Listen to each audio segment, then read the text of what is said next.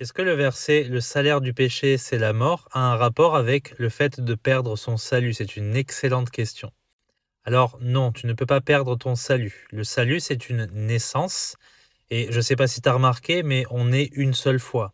On n'est pas né 50 fois dans une vie et la naissance, ça ne dure pas toute une vie, c'est un instant. C'est pour ça que quand quelqu'un est sauvé d'après Jésus-Christ, eh bien, il est né de nouveau, il est né d'esprit et ça se passe une seule fois. Donc tu ne peux pas perdre ton salut puisque tu appartiens définitivement à la famille de Dieu.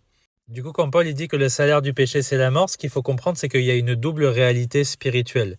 La première, elle est évidente, c'est que oui, quand on pêche une seule fois, comme Adam et Ève, eh bien, on est séparé de Dieu spirituellement et on est condamné à aller en enfer pour payer le prix de ce péché-là.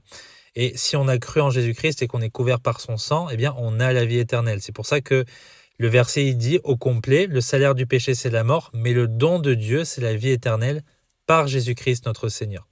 Mais si tu lis Romains chapitre 6, d'où tu viens de tirer ce verset, eh bien, il y a une deuxième réalité très importante qui est enseignée par Paul, c'est que si on vit dans le péché, eh bien, on va amener une mort spirituelle dans notre vie et on ne va pas du tout être utile à Dieu.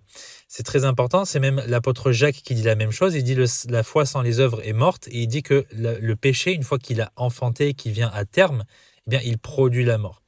Donc, ce n'est pas parce qu'on est sauvé et qu'on est sous la grâce qu'on peut faire n'importe quoi, pas parce qu'on peut perdre le salut, mais parce qu'il faut qu'on comprenne que maintenant, en tant que chrétiens, nous avons été créés pour faire de bonnes œuvres, pour être utiles à Dieu et pour agir pour son royaume. Et donc être utile dans le sens où il faut qu'on amène des âmes à Christ, qu'on fasse du bien autour de nous, afin que les gens, après, eh bien, ils puissent voir la lumière de Dieu.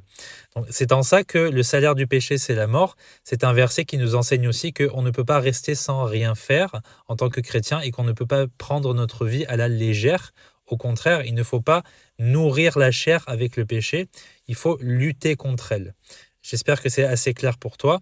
Il ne faut certainement pas croire en la perte du salut, c'est une fausse doctrine très grave. Méfie-toi de ça et n'utilise pas ce verset hors contexte. Que Dieu te bénisse.